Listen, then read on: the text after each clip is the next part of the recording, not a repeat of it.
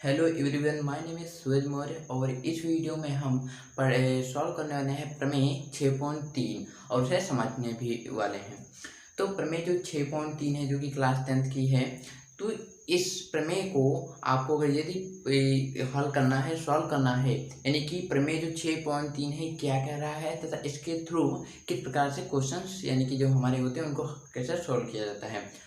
तो उसके जब क्वेश्चन सॉल्व करेंगे तो आपको इस प्रमेय की ज़रूरत पड़ेगी और इस प्रमेय को समझने की बहुत ही आपको ज़रूरत है, क्योंकि इस प्रकार कभी कभी क्या होता है एग्जाम में हमारे प्रमेय भी जो हमारी ये थ्योरम होती है कभी कभी पूछी जाती हैं।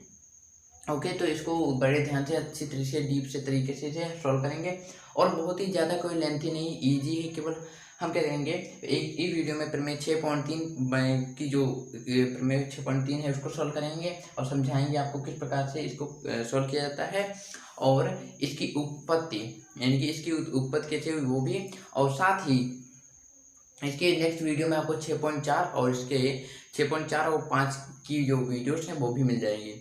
और जैसे कि जो ये थ्योरम दिया हुआ है 6.3, इसको आपको अगर सॉल्व करना है यानी कि इसे करना सिद्ध करना है तो आपको पहले 6.1 व 6.2 की जो थ्योरम है उनको देख लेनी होगी। वीडियो डिस्क्रिप्शन लिंक में पड़ी है तो आप देख लीजिए, क्योंकि उन जब हम प्रमेय जैसे कि प्रमेय 6.3 को सॉल्व करेंगे तो हमें प्रमेय 6.2 और प्रमेय 6.1 की बहुत ही आवश्यकता होगी, क्योंकि अभी तक हमने बीपीटी केवल पढ़ा है। अब पढ़ेंगे जो कि सीपीसीटी होती है। ओके, तो प्रमेय 6.2 सीपीसीटी लिखेंगे उसको। तो जो बीपीटी होता है उसी के बारे में हमने अभी तक डिस्कस किया है। तो जो प्रमेय 6.3 है उसको सोल्व करेंगे। तो यहाँ पर हम बता दें कि आपको क्वेश्चन जो है पेपर जो एग्जाम में दो प्रकार से दिए जा सकते हैं, या फिर पूरा यही दे दिया जाएगा और आपको क्या सिद्ध करने को इसको। ओके, सिद्ध करने को क्या और जैसे यदि दो भुजाओं में, जैसे प्रमेय 6.3 दिया हुआ है, यदि दो भुजाओं में संगत कोण बराबर हो तो उनकी संगत भुजाएं एक ही अनुपात में होती हैं और इसलिए त्रिभुज समरूप होते हैं। ओके, तो इसमें हमें सिद्ध क्या करना है और क्या हमें दिया है ये कैसे जाने। तो देख लीजिए यहाँ पर क्या दिया, यदि दो त्रिभुजों में संगत कोण बराबर हों, ये आपका क्या दिया हुआ है, जो एक पहला सेंटेंस हो गया यानी कि वाक्य हो गया वो आपको दिया है। फिर जो दूसरा वाक्य बोले, जैसे कि पहला क्या था, यदि दो त्रिभुजों में संगत कोण बराबर हों। ओके, ये त्रिभुजों में संगत कोण क्या है, बराबर हों, तो ये दिया है। और सिद्ध क्या करना है, यदि उनकी संगत भुजाएं एक ही अनुपात में होती हैं, ये हमें सिद्ध करना है और इसलिए ये त्रिभुज समरूप होते हैं। अगर ये इसको हमने सिद्ध कर दिए दूसरे पॉइंट को, तो हमारा क्या जो होगा, ये एक समरूप त्रिभुज माना जाएगा।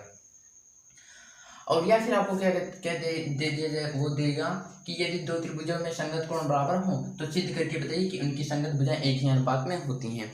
ओके, आपको जैसे कभी भी प्रमेय हो और आपको पता न चले कि किस प्रकार से इसे सॉल्व करना है और क्या सिद्ध करना है, तो इस प्रकार से कहिए कि ये दो त्रिभुजों में, जैसे इसमें दिया है, ये दो त्रिभुजों में संगत भुजाएं बराबर हों। ओके, तो उनकी संगत भुजाएं एक ही अनुपात में है। ऐसे पढ़ेंगे तो आपको खुद पता चल जाएगा कि इसमें क्या पूछ रहा है तथा क्या दिया हुआ है। ओके, तो यहाँ पर दिया हुआ है, आप डीपली पढ़ते हैं, यदि यदि दो त्रिभुजों, तो हम क्या करेंगे, इसमें एक त्रिभुज, दो त्रिभुज लेंगे, तो एक त्रिभुज ये ले लिया और एक त्रिभुज क्या करेंगे, थोड़ा इसे क्या करेंगे, बड़ा लेंगे।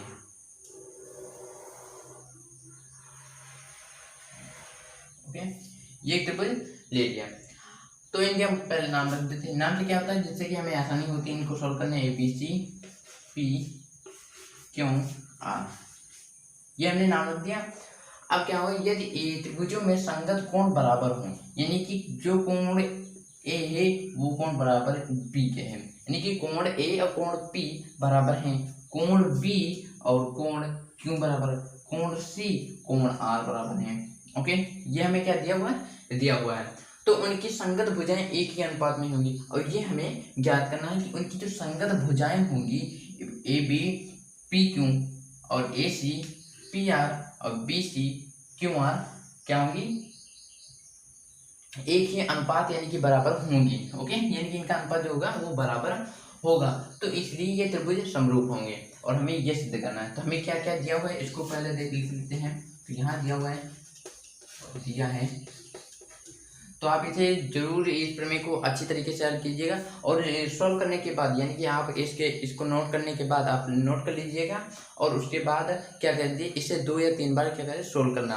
और जब तक आपको ये विश्वास ना हो जाए हम सोल्व कर लेते हैं तब तक आप इसे छोड़िएगा मत। ओके, आज 2 बार या 3 बार सॉल्व कर लीजिए और कल 1 या 2 बार से इसे सॉल्व कर लीजिए, ज़्यादा बड़ा नहीं है, छोटा सा है। ओके, तो यहाँ दिया क्या दिया, यदि 2 त्रिभुजों में संगत कोण बराबर यानी कि कोण ए बराबर कोण पी दिया हुआ है, कोण बी बराबर कोण क्यू दिया हुआ है, कोण सी बराबर कोण आर दिया हुआ है, ये हमें क्या दे दिया है।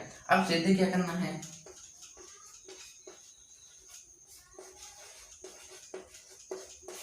सिद्ध करना है।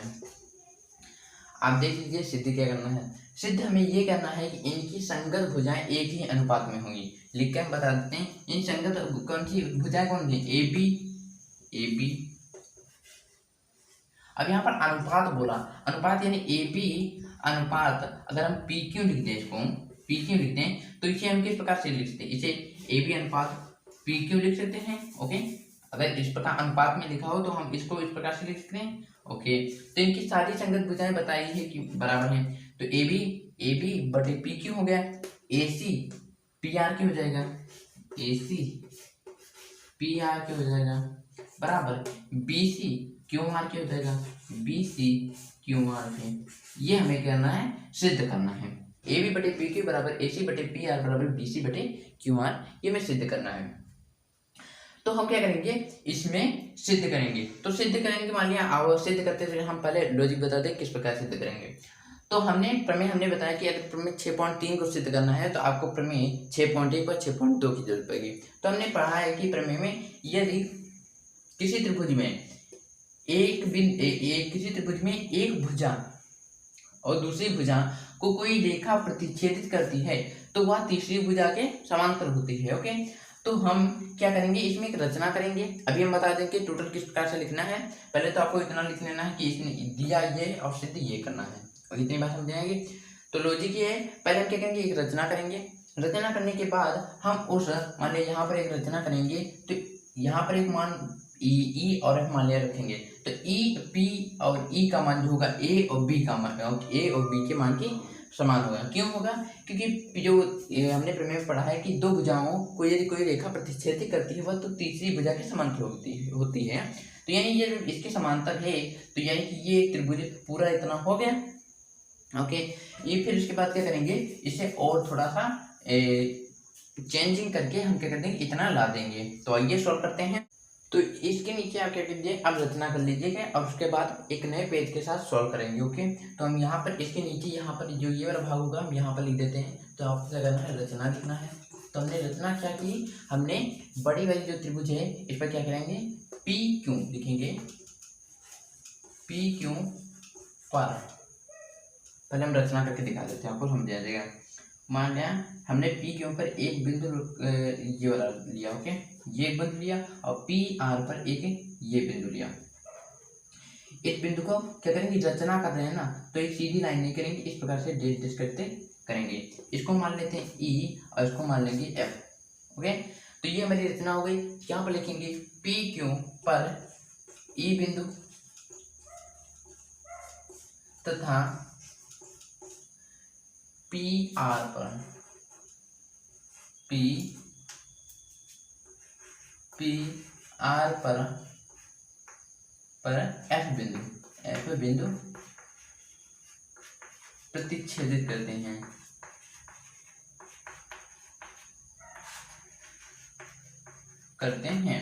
तो जब प्रतिच्छेदित करते हैं तो ये हमारे जो होंगे, हमने क्या बताया था, हम रचना किसके बराबर करेंगे कि ए ई किसके अनुपात में होगा, ए बी के बराबर होगा। ओके, तो यहाँ पर लिखेंगे ताकि कारण भी बताना होगा हमने रचना क्योंकि, तो ए बी ताकि ए बी बराबर पी ई हो और ए सी बराबर पी एफ हो और ए सी बराबर पी एफ हो।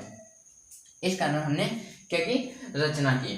तो ये वाली जो पूरा कोण हो गया ये इस कोण के त्रिभुज के बराबर हो गया, ये समझ गए। ओके, अब क्या करेंगे कि नए पेज के साथ इसे सोल्व करेंगे। तो इतनी जो ये है दिया हुआ है इसको नोट कर लीजिए। तो सॉल्व करते हैं, यहाँ पर लिखेंगे हल।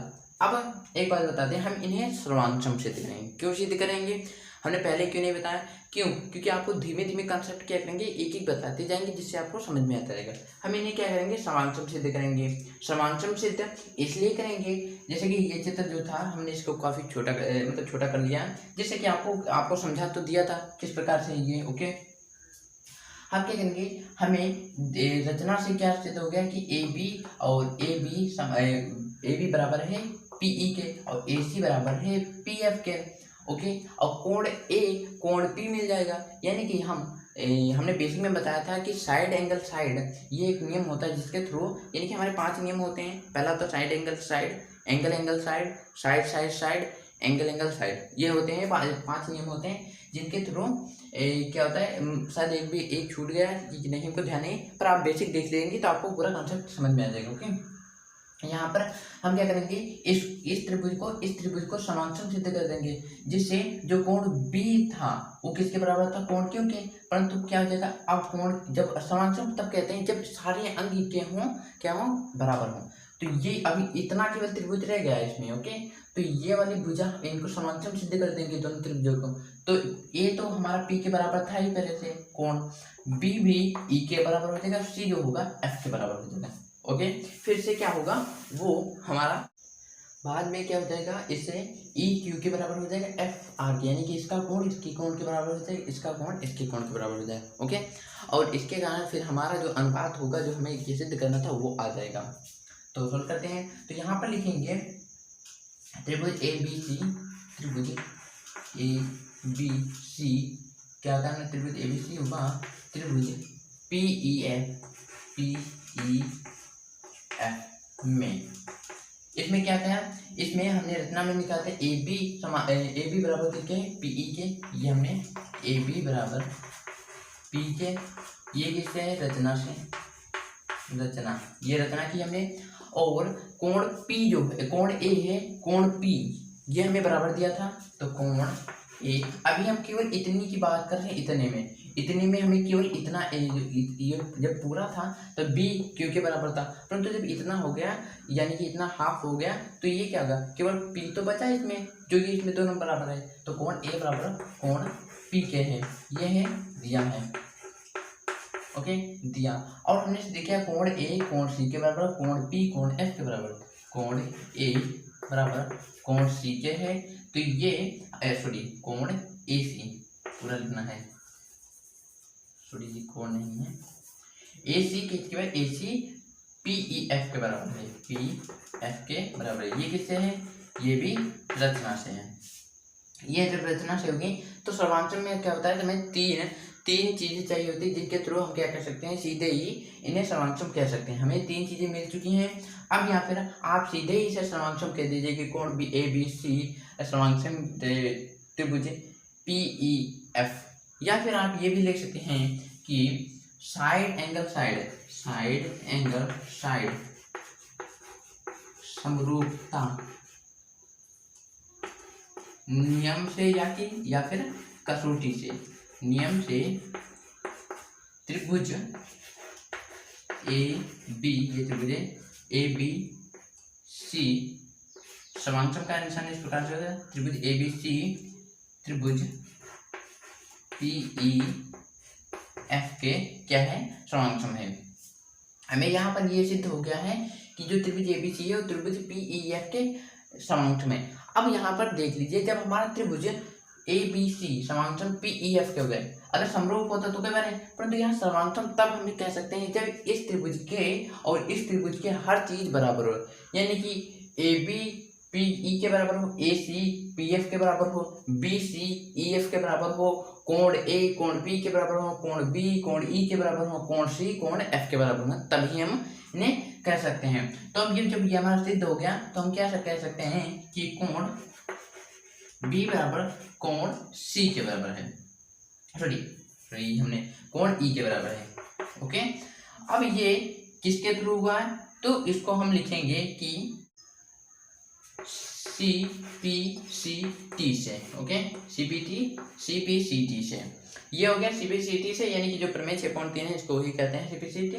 ये हो गया। अब क्या करेंगे, ये जैसे ये हो गया पहला।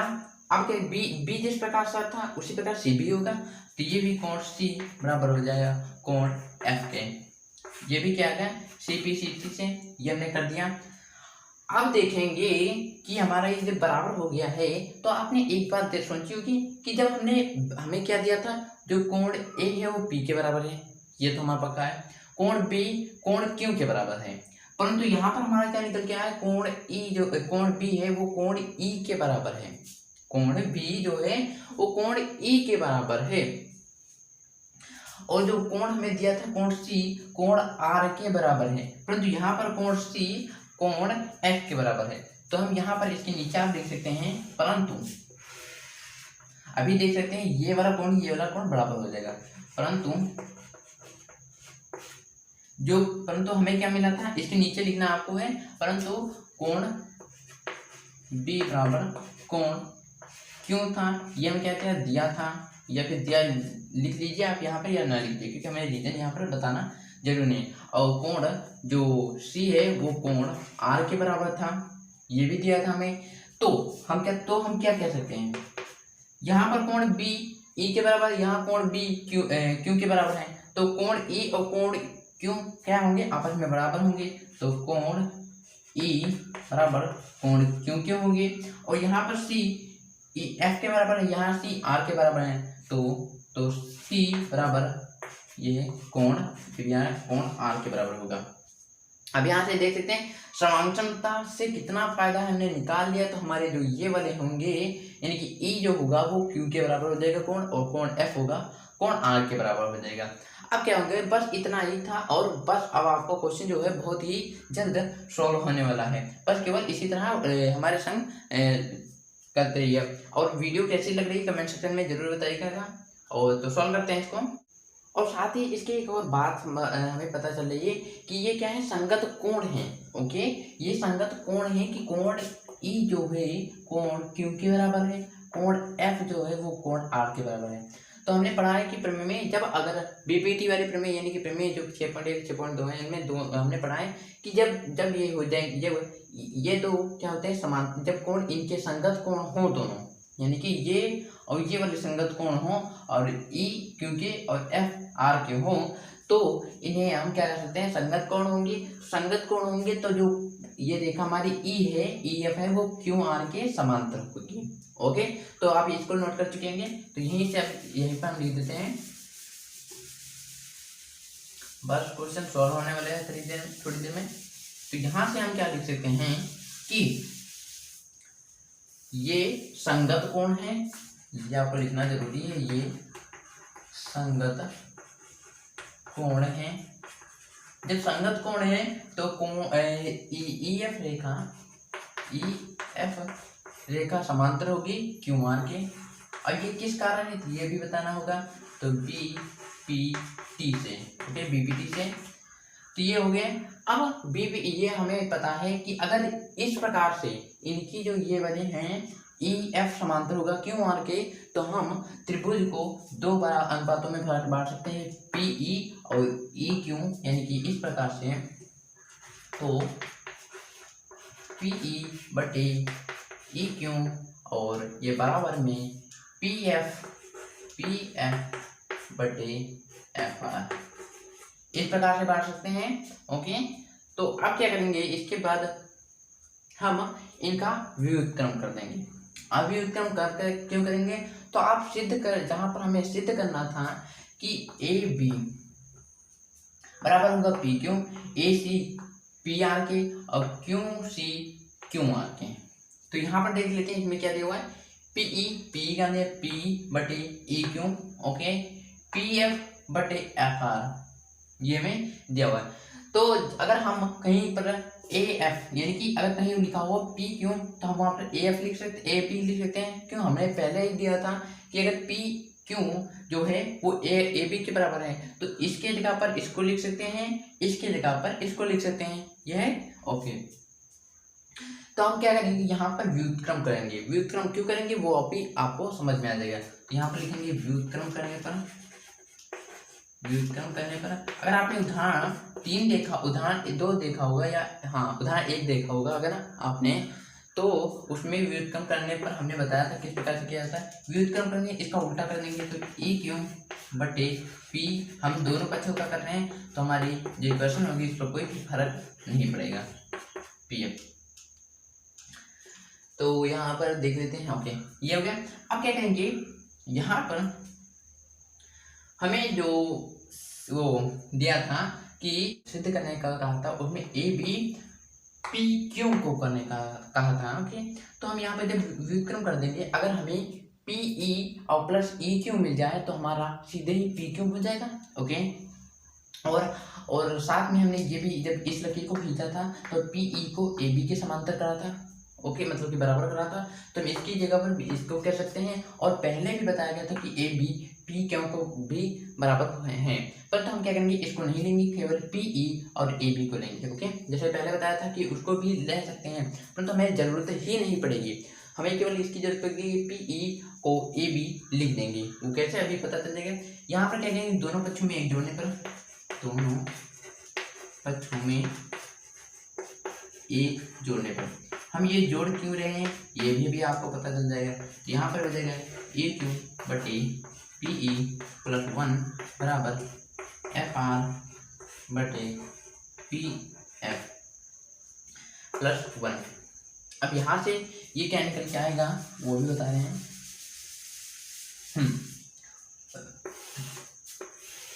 अब यहाँ से देखिए कि हमको एक के साथ जोड़ना है, पी ई बटे E Q plus P E को एक के साथ जुड़ना है, तो हम क्या करेंगे, यहाँ पर लासा लेंगे इसका, तो ये पी ई हो जाएगा, इसके साथ यहाँ पर गुणा होगी, तो ये इक्वेशन बन के आएगी E Q plus P E बटे, नीचे क्या होता है पी ई का पी ई दे देगा। ये आपको सॉल्व करना काफ़ी समझ में आएगा। अगर मान लिया 1/2 दिया होगा प्लस 1 दिया होगा, तो इसको जोड़ना होगा, तो क्या कहते हैं 1/2 प्लस 1/2 हो जाता है, यानी कि यहाँ पर 2 तो नीचे होगा और 1 प्लस 2 हो जाएगा, यानी कि 3/2 हो जाएगा। तो इसी प्रकार इसको भी हल किया है, तो इसको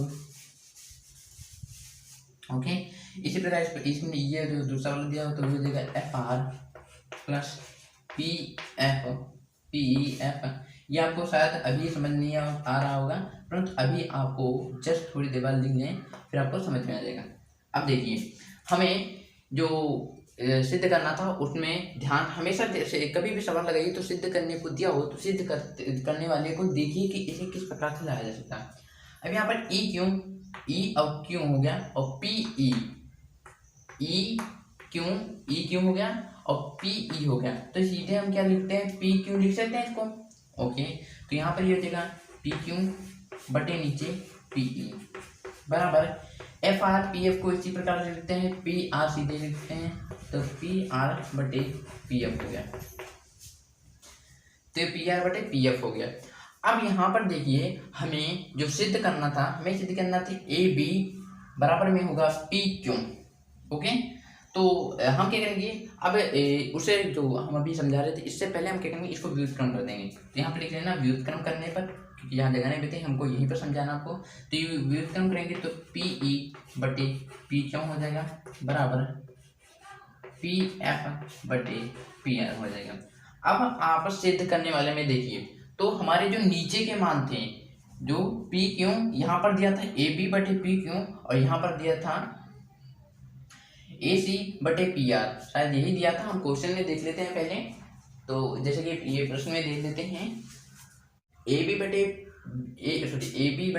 पी क्यू और ए सी बटे पी आर।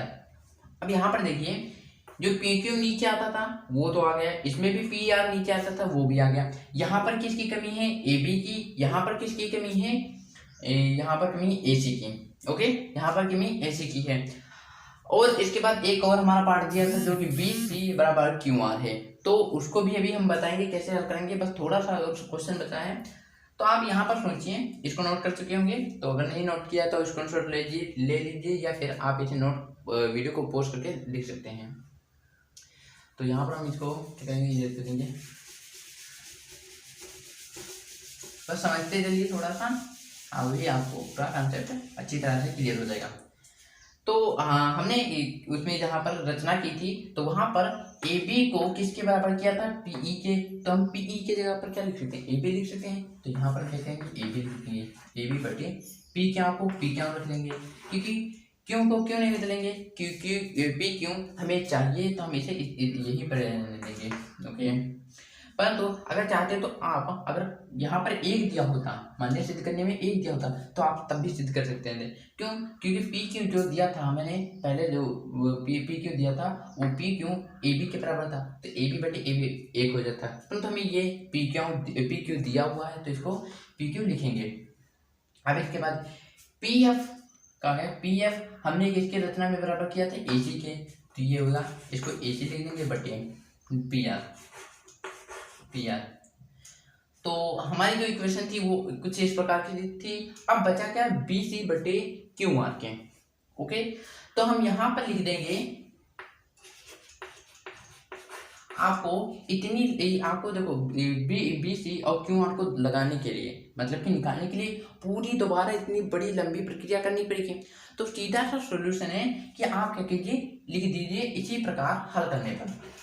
इसी प्रकार मतलब कि इसके जो इसके ऊपर होगा, इसी प्रकार हल करने पर,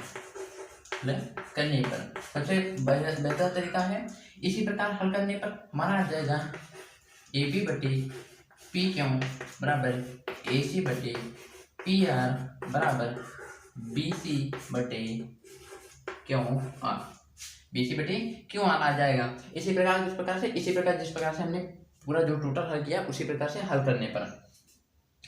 अब बी सी बटे क्यू आर जैसे है वो जो है वो किस प्रकार है, तो हम क्या करते, आपके लिए जब बी सी बटे क्यू आर को हल करना होता तो हम क्या करते, इसकी जगह पर आपका जो आंसर था वो इतना ही है, बस आप समझा देंगे कि बी सी बटे क्यू आर कैसे आता। तो यहाँ पर जो ये वाली हमारी रेखा है इसको मिटा देंगे, तब आपको क्या करनी होती, इसी प्रकार की एक वो त्रिभुज बनाना होता। और आपको यहाँ से अगर मान लिया यहाँ से तब रचना करनी पड़ती इस प्रकार से। यहाँ पर एफ होता है ये वाला बिंदु, तब हम क्या करते हैं, ए बी को, ओके, ए बी जो होती वो हमारी हो जाती बी सी और नीचे क्यू आर। वो इस प्रकार जिस प्रकार से हमने इसको हल किया था, इसी प्रकार इस कोण को और इस कोण को और इस कोण को हल करते हैं। तो जब ये समांतर हो जाती तो कोण इनके कोण बराबर हो जाते हैं, तो ये संगत कोण हो जाते तो इन्हें हम समांक्षम कह सकते थे। और समांक्षम के बाद पूरी प्रक्रिया वही लगाकर हम क्या कर सकते थे, बी सी बटे क्यू आर, यहाँ पर भी ए सी बटे पी आर आ जाते हैं। जब ए सी बटे पी आर बी सी बटे क्यू आर के बराबर है और ए सी बटे पी आर ए बी बटे बी क्यू के बराबर है, जैसे ये दिया हुआ ए सी बराबर पी आर के बराबर है, तो हम तीनों को एक बराबर लिख सकते थे। बस इतनी सी है। तो ये वाली जो है आपको इतनी लंबी प्रक्रिया नहीं करनी है, सीधे क्या करना है, आपको लिख देना इसी प्रकार हल करने पर ए बी बटे पी क्यू बराबर ए सी बटे पी आर और बराबर बी सी बटे क्यू आर। तो ये जो कि प्रमेय 6.3 था वो कंप्लीट हो गया है। अब क्या करेंगे, आपको केवल इसी प्रमेय की प्रैक्टिस करनी है, क्योंकि अगर हम तीनों प्रमेय इसी वीडियो में पढ़ा देंगे तो आपको क्या होगा, समझ में नहीं आएगा, पहला तो डाउट रह जाएंगे। अब क्या होगा, एक में आप दिमाग लगाएंगे, आपको जितना बताए उतना समझ में आएगा। अगर तीनों एक साथ बता देंगे तो आपको क्या होगा, दिमाग इधर का उधर हो जाएगा। ओके, जैसे अगर आप चाहें तो आप वीडियो जैसे हमारी अपलोड हो जाएंगी, उसके बाद क्या करते हैं, इनके जो वीडियो अपलोड होगी ये वाली, उसके बाद क्या करिए, इसको सॉल्व कर लीजिएगा 1 2 3 बार, और उसके बाद कंसेप्ट हो गया आपको बिल्कुल क्लियर हो जाएंगे और आपको ये अनुभव हो जाएगा कि हमें क्या है, हम इसे प्रमेय को सिद्ध कर सकते हैं। और जब प्रमेय आप जब तक, जैसे हमने इस प्रमेय में प्रयोग किया बीपीटी यानी कि प्रमेय 6.1 और 6.2 का प्रयोग किया था। अब क्या करेंगे, जब प्रमेय 6.4 हल करेंगे तो हम प्रमेय इसका प्रयोग करेंगे, प्रमेय 6.3 का। ओके, इसकी नेक्स्ट वीडियो में आपको प्रमेय 6.4 की वीडियो मिलेगी। और अगर चैनल पर नए आए तो चैनल को सब्सक्राइब जरूर कर लीजिएगा, क्योंकि आपको कक्षा 10 की और कक्षा 12 की जो गणित के विषय हैं इस चैनल पर आपको मिलती रहेंगी। तो और साथ ही आप एक स्माइल के साथ वीडियो को हम यहीं पर समाप्त करते हैं। ओके, तो कमेंट सेक्शन में एक स्माइल भेजकर आप ये बता सकते हैं कि हमने वीडियो कंप्लीट देखी।